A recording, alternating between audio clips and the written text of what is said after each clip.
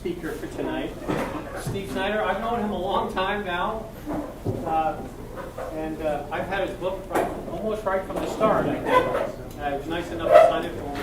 I just thought it was such a good read. I think I just read it in 2 days because I couldn't stop.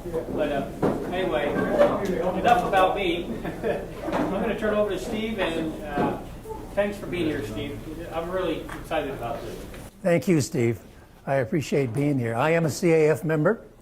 In addition to being the author of the book, I'm also the president of the 306 Bomb Group Historical Association and on the board of directors of the 8th Air Force Historical Society. We have our annual reunion coming up in about a month in Colorado Springs. Growing up, I knew the basics of my dad's World War II history. I knew he was a B-17 pilot. He was stationed in England with the 8th Air Force. His plane was named the Susan Ruth after my oldest sister, who was 1 year old at the time that he went overseas. He flew bombing missions over Europe, and on February 8th of 1944, his plane was shot down. And he was missing in action for 7 months, but he evaded capture and eventually got back to England. But it wasn't until I retired in 2009 that I had the time to really delve into my dad's war history in more detail. And my parents had kept a lot of material about the war years, and I just wanted to go through that and organize it, learn more details. I had no intention of writing a book. And there were 2 items that were really significant. One was a diary that my dad wrote about his plane being shot down while he was missing in action. He wrote it, which is absolutely riveting. So much so that it was included in 2 books that have been written. On the left is The Mighty Eighth by Gerald Astor. It was about the 8th Air Force stationed in England. They flew high altitude daylight precision bombing missions with the goal of hitting military and industrial targets to cripple Nazi Germany's ability to wage war. The 8th Air Force got the moniker the Mighty Eighth by noted historian Roger Freeman because of the number of bombers they could send up on these missions, which numbered into the hundreds. And on December 24th of 1944, 2,000 bombers hit targets around Berlin. I mean, that's hard to wrap your head around, 2,000 bombers. The other book was First Over Germany. It was about the 306 bomb group that my dad was in. It was written by Russell Strong, who was a navigator in the 306 and became a historian after the war. Their motto was First Over Germany because they were the first bomb group in the 8th Air Force to hit a target in Germany, Wilhelmshaven, on January 27th of 1943. The other item that was really significant were all the letters that my dad had written to my mother while he was stationed in England before being shot down. And my dad was really candid in these letters. He talked about what bombing missions were like, talked about what life was like on the air base, talked about what life was like in England and London at the time, escapades of him and his crew. And I just became fascinated with the story of my dad and his crew and became my passion. I started reading book after book about the air war over Europe. Went on the internet, spent countless hours doing research, downloading declassified military documents. I went on a quest to find all relatives of all my dad's crew and asked them for whatever information they could give me. Started to go into reunions, listen to veterans tell their stories, and finally 3 years into my research, I just came to the conclusion that the story of my dad and his crew was so unique and so compelling it needed to be told, so I decided to write a book. From the time I started my research to the time the book was published was 4.5 years. And the first half of the book builds up to the day that the plane was shot down, and then the second half of the book is all about what happens afterwards. And it's just not about my dad. It goes into detail about what happened to each member of the crew, and also about all the courageous Belgian people that risked their lives trying to help them. But I couldn't have written the book if it wasn't for 2 Belgian gentlemen. On the left with my dad with his bomber jacket is Dr. Paul Delahaye. That picture was taken in 1994 at the 50th anniversary of the liberation of Belgium and my dad's plane being shot down. And then with me on the right is Jacques Lelot. That was taken 20 years later at the 70th anniversary. During the war, these 2 men were young boys, and they were greatly affected by it. They saw firsthand atrocities committed against their family and friends by the Nazis. And later on in life, they became local historians, and they interviewed all these Belgian people and members of the Belgium underground who were involved in the events involving my dad and his crew, and they documented their testimony. And they gave me unbelievable detailed information about events that would have been lost forever. So I owe them a huge debt. Initially, my dad didn't go into the Air Force. As a result of the first peacetime draft in the fall of 1940, implemented by President Roosevelt, my dad went in the Army in April of 1941, and he was stationed at Fort Lewis, Washington. And at the time the World War II started, the U.S. military was woefully weak. They ranked 18th in military strength in the world, behind Romania. And also you can tell by the World War I vintage uniform he had on here that they were very ill-equipped. 3 months later in July, he married Ruth Hempel at First Lutheran Church in Pasadena. My mother was born and raised in Pasadena. It was shortly after she graduated from UCLA. I was also raised in Pasadena, and I also went to UCLA. My dad was born in Norfolk, Nebraska, and then he came out and moved to Glendale with his family before starting in high school. A few months later, in December 7th, Japan bombed Pearl Harbor and the United States was at war. Well, my mother was very fearful. The future was very uncertain, so she decided to go visit my dad up in Washington over Christmas. And 9 months later, Susan Ruth was born. Well, at the time, my dad was, concerned how he was going to support his family. And as a new bride, a baby on the way, and he didn't think he could do that very well in a private's pay in the Army. So he decided to volunteer for the Air Force. We could make more money, especially if he made it through pilot training and became an officer. So in June of '41, he went through pre-flight training at Santa Ana Army Air Base here, and then went through the various stages of pilot training. This slide's kind of busy, but it kind of goes through the various stages of pilot training. There were three main stages. One was primary, and if you made it through primary, you went into basic pilot training. And pilot training was really rough. 40% of the cadets that started washed out. And they became bombardiers or navigators or perhaps gunners. And then after basic, they separated the pilots out. They either went into single-engine planes, fighters, or two-engine planes, either transports or bombers. Typically, the shorter pilots went into fighters because of the cramped conditions in the cockpit. My dad was 6'3", so he went into twin-engine planes. But personally, I think it also was based on personality. It's my experience that fighter pilots tended to be pretty cocky, have big egos, risk takers, whereas those bomber pilots tended to be a little more level-headed and team players. Here you see my dad at primary training in Santa Maria, California. This was a huge day for my dad because the first time he soloed. And back then you couldn't wear your goggles on your helmet until you had soloed. So that was a big day for him. These are the three planes he flew in pilot training. Up top you have the Stearman biplane, and then in basic Vultee-Valiant single wing plane, and then advanced training to Curtiss Wright AT-9 twin-engine plane. My dad graduated from advanced pilot training in Douglas, Arizona in April of 1943, where he earned his commission as a second lieutenant in his pilot's wings. From there, he went to transitional crew training, where he learned how to fly a four-engine B-17 bomber. From there, he went to operational crew training, where the various members of the crew came together and they learned to operate as a team. And then once deemed ready, they were assigned overseas to the European Theater of Operations. On October 21st of 1943, my dad and his crew reported to the 306 Bomb Group at Thurley, about 60 miles north of London. This is what the base looked like at the time. The base isn't there anymore, but the rural countryside looks exactly the same. My wife and I they have a nice little museum there that my wife and I would visit several times. Here you see the insignia of the 306 Bomb Group. In the 8th Air Force, there were 3 air divisions. The 306 was in the 1st Air Division, which was signified by a triangle. And then every bomb group had a letter designation, and for the 306, it was H. So the triangle H represented the 306th. Besides being the first bomb group to hit a target in Germany, the 306 was also the longest serving bomb group in the 8th Air Force. They arrived in England in September of 1942, and they didn't go back home until December of 1946. They stayed on after the war, involved in the Casey Jones Project, which was the aerial photo mapping of Western Europe and Northern Africa. Most all of you have probably seen the 1949 movie 12 O'Clock High, starring Gregory Peck. That was based on a true story about the 306 bomb group. The fictitious bomb group in the movie, the 9/18th, was derived by multiplying the 306 by 3.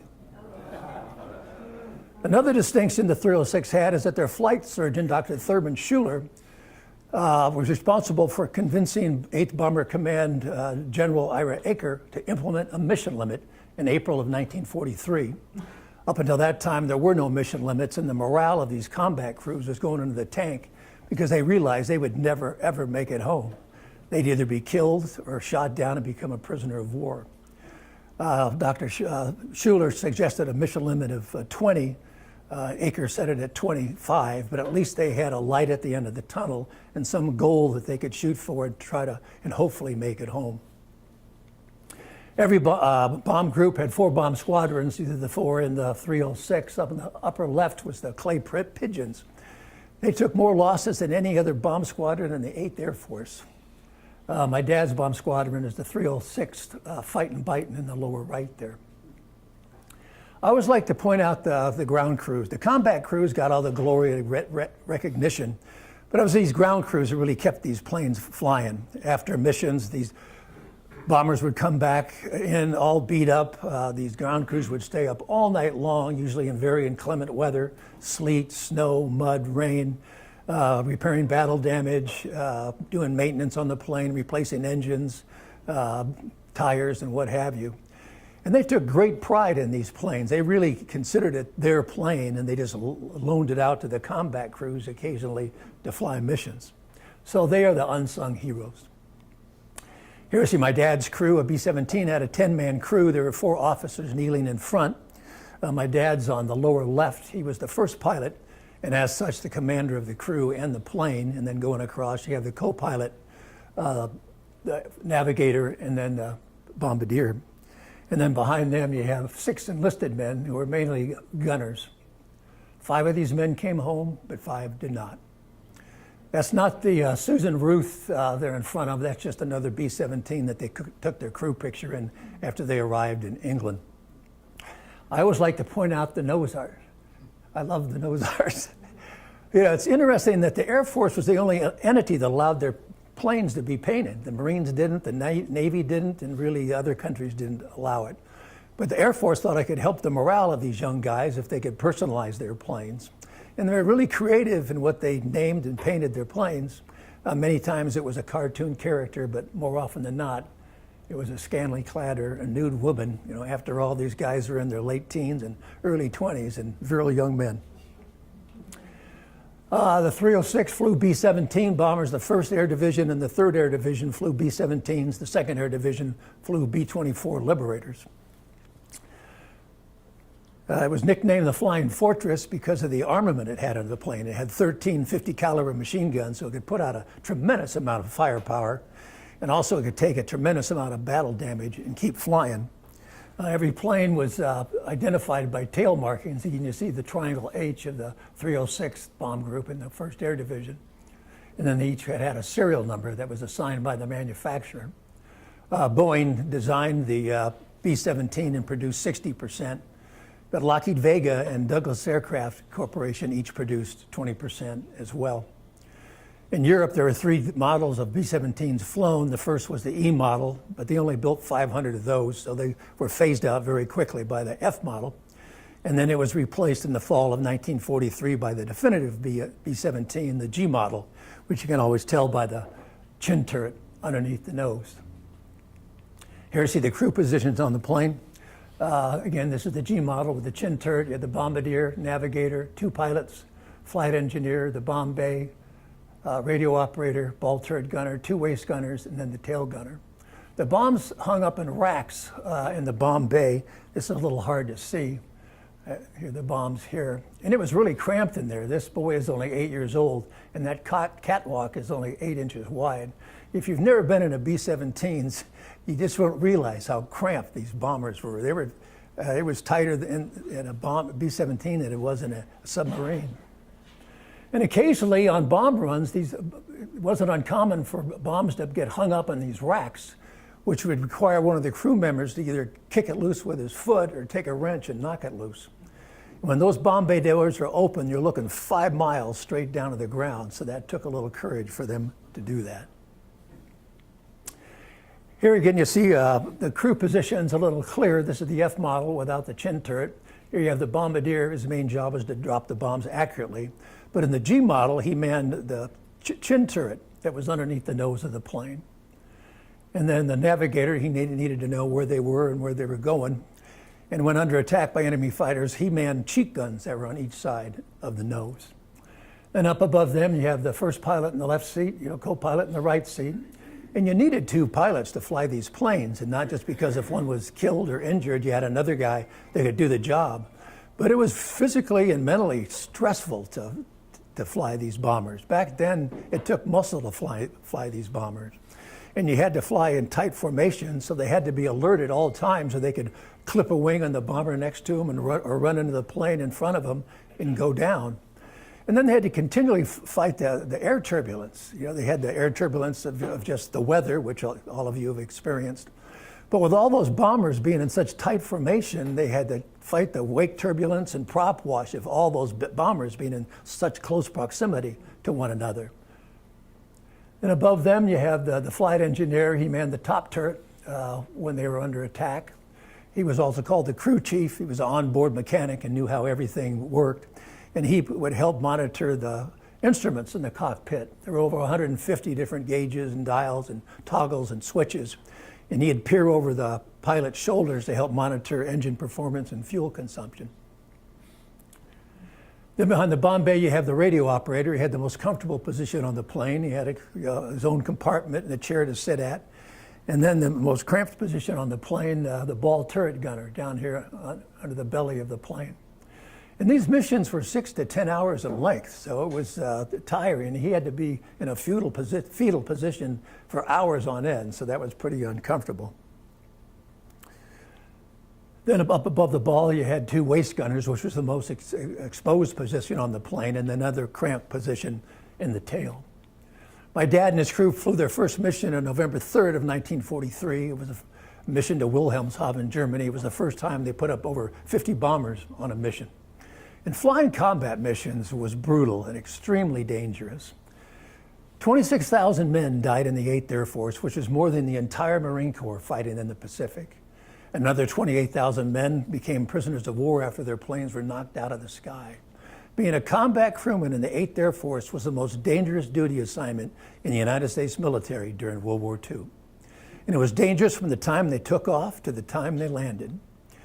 At its peak, there were about 40 bomb groups in the Air Force located in an area called East Anglia, which is about the size of Vermont. And these bases were just located only about 5 to 10 miles apart. So on the day of a mission, you could have hundreds of bombers all taking off at the same time. And back then, you didn't have any air traffic control, there wasn't any radar, and usually the weather was socked in and you couldn't see anything until you got above the cloud layer. So mid-air collisions were not uncommon. And then they had to form up. 3 plane elements formed up into combat squadrons formed up into combat groups formed up into combat wings formed up into air divisions, and all this took an hour to 2 hours before they could even head across the Channel or the North Sea to begin their mission. And then they had to deal with the elements. These planes weren't pressurized, so above 10,000 feet they had to go on oxygen, or else they had a couple of minutes to pass out and could die. And it was extremely cold at the altitude that they flew. It was minus 40 to 60 degrees below zero. So frostbite was a big problem. One of my dad's waist gunners was in the hospital for 2.5 months from the seriousness of his frostbite injuries. Here you see a waist gunner in their combat uniform. That's a B-24 actually, not a B-17. But again, the nose art. But his steel helmet, his goggles, tinted goggles, oxygen mask. This is a flak jacket. That was an apron that had metal plates in the front and the back to help protect them. And then his fleece lined jacket, pants, thermal boots, and gloves. This is the parachute harness. They didn't actually wear their parachutes in the plane because it was too cramped. If they needed to bail out, they had to have their wits about them to find their parachute and then clip it on hooks on the back of the harness and then bail out of the plane. The next thing they had to deal with was enemy fighters. The Germans had radar stations set up along the continental coast of Europe, so they knew when these bomber formations were coming, and they'd send up their Air Force, the Luftwaffe, to intercept them. Here again, you see a waist gunner with his flak jacket on and all these spent cartridges on the floor here. That's like stepping on ball bearings or marbles, firing his 50 caliber machine gun. And then the ammunition came in belts of 27 feet in length. So if he fired the whole belt, they said he fired the whole 9 yard. And many people believe that's where that expression came from. At the beginning of the war, it was 8th Bomber Command's belief that these heavily armed bombers flying in tight formations of hundreds of bombers could defend themselves from the Luftwaffe. And they flew in what was called a combat box formation. And this is the combat box of a combat wing. And then within the box of the wing, you have 3 boxes representing bomb groups. And then with each bomb group, you have 3 boxes representing bomb squadrons. So the thought was that all this interlacing firepower could ward off the Luftwaffe. Here you have another view of the plane from the front, from on top, and then from the side. It was a 3-dimensional formation with a lead group, a high group, and then a low group. Unfortunately, 8th Bomber Command was sadly mistaken. These bombers could not defend themselves from the Luftwaffe. In the early years of the war, in 1942, 1943, they took devastating losses. And even when they realized they did need fighter escorts, the fighter planes at the time didn't have the fuel capacity to escort the bombers all the way into Germany and back. They could get across the English Channel, but then they'd run low on fuel and have to turn around and head back to their bases. It was particularly brutal in 1943. Even though they implemented that mission limit of 25 in April, it was statistically impossible to complete 25 missions. The average number of missions they flew that year was 6 before being shot down. And the losses culminated in October of that year in what's referred to as Black Week, when over 4 missions they lost 148 bombers. That's almost 1,500 men. With the worst day being Black Thursday, October 14th, when they sent 291 B-17s to hit the ball bearing factories at Schweinfurt, Germany, and 60 were shot down. The 306 lost 10 of the 15 B-17s that they sent up on that mission. Well, the 8th Air Force was in shock. There was no way they could sustain those losses, and they stood down from flying missions into Germany for the rest of the year. It wasn't until right at the end of 43 and the beginning of 44 when fuel tanks were added to the P-47 Thunderbolts and the introduction of the P-51 Mustang that they finally had fighters that could escort them deep into Germany all the way to the target and escort them back. The P-51s were particularly effective. I don't know if anyone recognizes this plane. That's Tom Cruise's P-51 that he flew in Top Gun Maverick. I took that picture at the Planes of Fame Air Museum. I don't know if it's stored there anymore. But by the time D-Day rolled around, June 6th of 44, the Luftwaffe had been almost completely decimated. So the P-51s really won the air war over Europe. The next thing they had to deal with was anti-aircraft fire. This is a flak gun. Flak was the abbreviation for the German word for aircraft defense cannon. And these were deadly weapons. They fired 25 shells a minute, and they were calibrated to explode at the same altitude that these bombers were flying. And these shells were filled with all different shapes and sizes of razor-sharp metal that when they exploded, they'd burst out hundreds of feet and easily penetrate the thin aluminum skin of these bombers. I mean, the skin was so thin on those B-17s, you could take a screwdriver and just poke it right through it.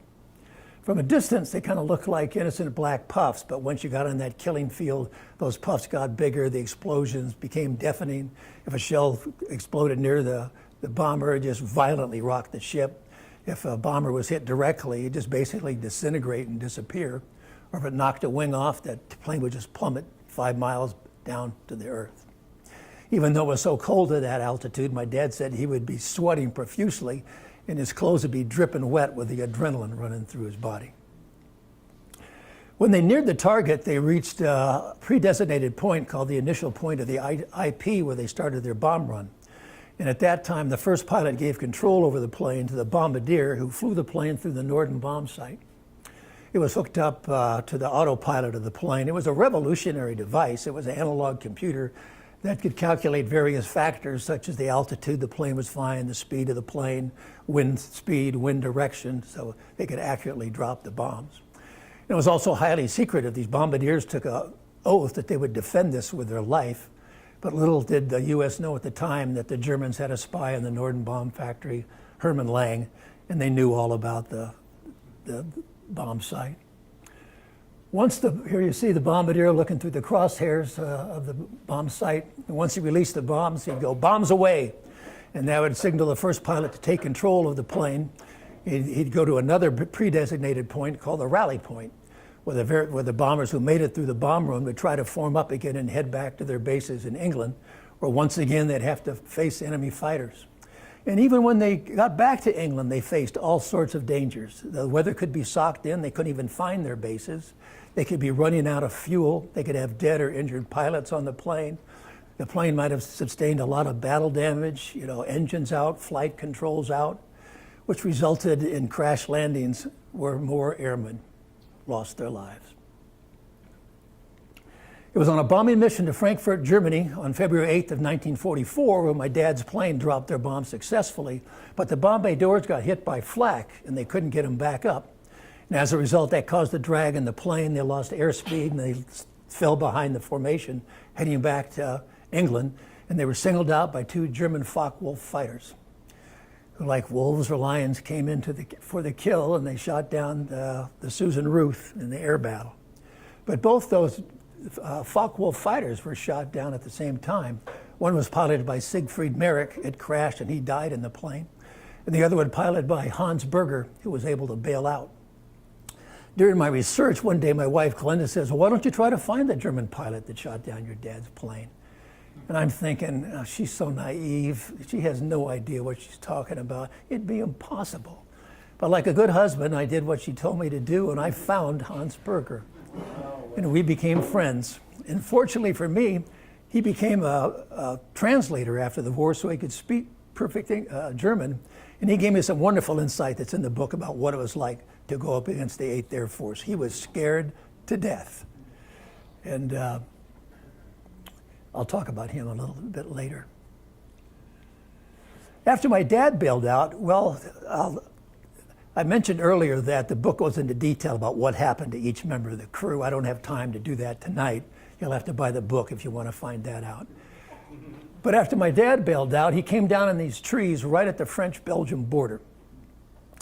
And his parachute got hung up in the branches, and he was dangling 20 feet off the ground, and he couldn't get down. But fortunately for him, a couple young Belgian men, Henri Franken and Raymond Dervan, came to his rescue before the Germans got there. This happened in the early afternoon. They told my dad to stay put and hide because they thought they'd come back that night and get him, because they thought it was too dangerous to try to move in daylight with German patrols combing the area trying to find these guys that had bailed out. This is the tree, that's Henri Franken, and that's the tree that they helped my dad down. He sent these pictures to my dad after the war. There's over 200 time period photographs in the book, so you can visualize everything you're reading about, many taken by Belgian people, either sent to my dad or provided to me from Dr. Paul Delahaye and Jacques Lelot, who I mentioned earlier. So that night they took him to the Dervan farmhouse, and that farmhouse is in Belgium and those trees are in France, so it's right at the French-Belgian border. And he stayed there just one night, because again, they thought it was too dangerous for him to stay there any longer with those German patrols still in the area. So the next night, a Belgian customs officer, Paul Tilcan, came on a tandem bicycle to take him to a safer location. So as the middle of the night, pitch black, drizzly, and they headed out, my dad had some shrapnel wounds in one leg, so he could only pedal with his good leg. And they came up to a hill, and they had to get off the bike and start pushing it up the hill. And they came to this building. That's what it looked like in 1994. But during the war, it was a cabaret, a little cafe. The lights were on, music was playing, people were laughing.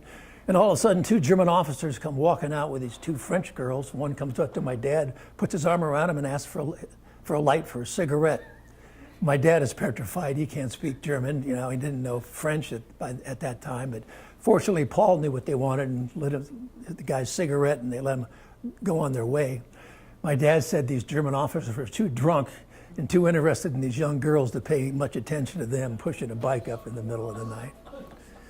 And after that, my dad was moved from place to place to place. How long he stayed in any given location depended on how brave the people were who lived there and how dangerous the Belgium underground thought it was for him to stay there. He might spend one night, might spend 6 weeks. Here you see my dad with a few of his helpers. He had many more helpers than this. At 6'3", he was much taller than the locals, so they stuck a beret on him to help him try to blend in. I don't know how effective that was, but the people who hid my dad, or any downed airman for that matter, were unbelievably brave people. They risked not only their lives, but the lives of their family and friends, because if the German secret police, the Gestapo, found out about it, they would be arrested, tortured, and either shot or sent to a concentration camp. And some of the people who held my dad and other members of his crew did meet that fate. Here you see a couple women that my dad spent lengthy periods of time with. On the left is Gisèle Bayou. It was with her and her husband Maurice that my dad wrote that diary that I mentioned earlier. And then on the right is Jeanette Godin. He spent time with her on a couple different occasions. Her husband was a captain in the French army who was captured in 1940 when Germany first invaded the lowlands, and he spent the remainder of the war as a POW. Normally when the underground came across downed airmen, they tried to get them back to England through various escape routes, down through France, over the Pyrenees, into Spain, and then out through British-controlled Gibraltar. But something always went wrong trying to get my dad out, and it became very frustrating. And he had several occasions that are described in the book where he was almost discovered by the Germans. And so he got tired of hiding, and he decided to join the French resistance. Word came on June 6th that the Allies had landed at Normandy, and he decided to get back into the fight. Unlike most airmen, he had that year's experience in the army and the infantry, so he knew how to fight on the ground, unlike most airmen who just went straight into the Air Force. I mean, this was extremely dangerous for him to do, and his helpers tried to talk him out of it because he could die fighting against the Germans, or if they captured him, he'd be shot on the spot as a terrorist. But he felt it was his duty to get back in the fight. There were other Americans fighting and dying for their country, and he felt that obligation. I don't know how many men would have made that decision. I'll describe one occasion he was almost discovered. This is the Bayou home in Charleroi.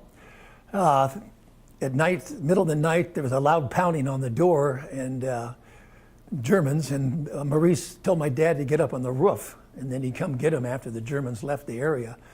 Well, they never left the area. They stayed there all night, so my dad stayed on that roof the entire night. And I've been in this house, I've been in all these places where my dad was hidden, and you can't see it from this angle, but there's a little attic up on top and a little tiny window that you have to crawl out of, and it's a tile roof. It's really steeply sloped. So I can't imagine climbing out there and being up there in that roof all night. But I mentioned there's other examples of him almost being discovered. Getting back to joining the French resistance, he convinced Amy Cools, one of his helpers, to accompany him down across the French border to meet up with a unit of the French resistance. This is not the group that my dad joined, but it gives you an idea of what they look like. They were called the Maquis. They were independent, small, ragtag guerrilla groups located all across France. And they just harassed the Germans. They attacked convoys, disrupted communications, sabotaged railroad lines, assassinated German officers. And they got their information over the BBC through the British through coded messages. And my dad said the information they gave him was unbelievably accurate. If they said a convoy was coming down this road on this date at this time, sure enough, they would be there. And that was a result of the British cracking the German Enigma code and knowing everything that they were up to. Here's the farmhouse that they stayed in Wallers, France. Here you see my dad standing in front of it in 1994. He stayed in this tower up here. We see these windows. On one occasion, it was early in the morning. He just had his skivvies on and shaving cream on his face, and he looked out and the German patrol was coming up the road. So he had to jump out of these windows and back and hightail it in the woods to avoid being caught.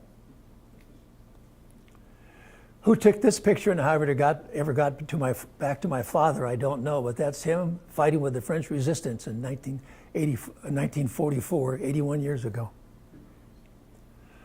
Finally, on September 2nd, about 7 months after he bailed out, word came that there were U.S. troops in Trélone, France. So I walked into the town square, went up to an army major. Actually, it was a unit of Patton's Third Army, which had come up through France after D-Day. Identified himself. They interrogated him to make sure he was who he said he was. Then he caught a ride on a convoy taking German prisoners to Paris. Then he hopped on a transport and got back to his base in England, where he sent a Western Union telegram to my mother saying, "Fit as a fiddle, back at base. Bank the money, honey," because he had all that back pay coming to him. Belgium's a wonderful little company. A lot of people don't realize it's really divided in two. The upper half of Belgium is called Flanders, where they speak a dialect of Dutch, Flemish, and this is more highly populated and industrial. And then the lower part of Belgium is called Wallonia, where they speak French, and it's all rural farmland. And my dad and the plane and the crew members that were able to bail out came down right about here. Actually, my dad and the plane came down in Belgium, and the other guys that were able to bail out came down in France, and they were brought back into Belgium either by Germans who captured them or by members of the French resistance. And then my dad was hidden in Charleroi for a while, and then the farmhouse where the Mackey group stayed in Trélon, France, where he was liberated, is right around here. The Belgian people are wonderful people. To this day, they are so thankful and so grateful for the Americans and the Allies coming to rescue them from 4 years of Nazi occupation and oppression. And Dr. Delahaye in 1984 started the Belgium American Foundation to remember and honor the events that took place, and started building memorials to remember these events, and they have ceremonies on the anniversary of those events. But the big celebrations are all centered around September 2nd, which is the day that that area of Belgium was liberated. And they're wonderful events. This is a poster from the 70th anniversary. I just went to the 80th anniversary last year, but they last several days. They erect these big tents. That's a partial of just one tent. Seats hundreds of people, and they have band concerts and dances and lunches and dinners. The local volunteers dress up in period costumes, and the local beer Chimay just flows, and everyone has a great time. But they have ceremonies that are at different memorials that are solemn locations. This is at Cendron, which was right at the French-Belgian border, where the U.S. 9th Infantry first crossed over the Wartroise River from France into Belgium to liberate the country. And the U.S. military is represented, French military, Belgian military, all the villagers come out. The ambassador, U.S. ambassador of Belgium comes down with a big entourage, and they're just wonderful, moving events. They do a great job of educating the younger generations too. As you can see here, they put these younger people just right up front. This is a memorial of Macanoise to the crew of the B-17 Susan Ruth. It's about 200 yards from where the plane came down. And that was dedicated in 1989. And before that, my dad, like most World War II veterans, didn't talk a lot about the war. But he and the 3 other crew members that were still living at the time went over for the dedication of the memorial, and there he was reunited with all these Belgian people that hid him during the war, taken around to the places where he was hidden, and that brought it all back, and he started talking about it after that. And then my first trip to Belgium was 1994 with my parents, and that's when it became personal for me, because I saw these things firsthand. This is my dad at the dedication of the memorial. Dr. Delahaye that I showed you earlier, that's my dad. This is Jeanette Godin that I showed you in that one picture, with her and Ghislaine Bayou. This is Nellie Tilcan. That was the wife of that customs officer, Paul Tilcan. A couple months after he helped my dad, he was arrested by the Gestapo, thrown in prison and tortured, and narrowly escaped being executed.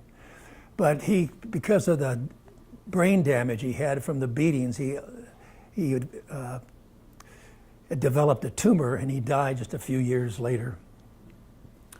And then this is Raymond Dervan, the other man that helped my dad down from the trees after he bailed out. Again, I made my first trip with my parents in 1994. A few years ago, I was a little younger there. This is my dad, my mother, and then this is my sister Nancy. She was born while my dad was missing in action. So that was really tough on my mom, having 1-year-old Susan and infant Nancy, never knowing if she'd ever see her husband again. I've been to Belgium 8 times, and I'd love going over there. I'd go every year if I could. On 2 of those occasions, I contributed on to Munich, Germany, to meet Hans Berger, that pilot that shot down my dad's plane. And I learned from Hans that the gunners on my dad's plane shot him down at the same time he shot my dad down. They shot each other down. He bailed out 3 times. Almost all his friends were killed during the war. He shot down 1 Spitfire and 7 B-17s. I think the only reason he made it through the war is that right at the beginning of 1945, he was pulled out of combat to become a test pilot for the Heinkel HE-162 single-engine fighter that they were trying to perfect, which they never did. But Hans and I became friends, and I had hoped to see him last year when I went over for the 80th anniversary, but he died in January of 2024 at age 100, so I wasn't able to see him one last time. Here we are at his apartment, and he's wearing his fighter jacket, and you can't see his Iron Cross that he has on there. And then this is up at the Hofbrauhaus in Munich, having a cold one. This picture is me and my dad in 2004. He wanted to go see the World War II Memorial in Washington, D.C. before he died, so I accompanied him on a reunion of the Air Force's Escape and Evasion Society. And that was a great trip, but it was the last one he ever took. He died 3 years later in 2007. He wasn't the last crew member to die, but he was the oldest at 91. Now, you know, all the World War II veterans, they're all pretty much in their hundreds. There were 16 million veterans. And that number, as you can see from the graph, has dwindled. Today, there's less than 0.5% of these men still with us. At our reunion, 8th Air Force reunion coming up next month, there's only 1 World War II veteran that's going to be able to be there. There was no other event in history that affected more people than World War II. 60 million people died, millions more were wounded, millions more were left homeless and displaced. It changed the course of the world in America forever. And the brave young men who fought and died for freedom are the greatest generation, and their sacrifice must never be forgotten. It's our duty to remember. Thank you.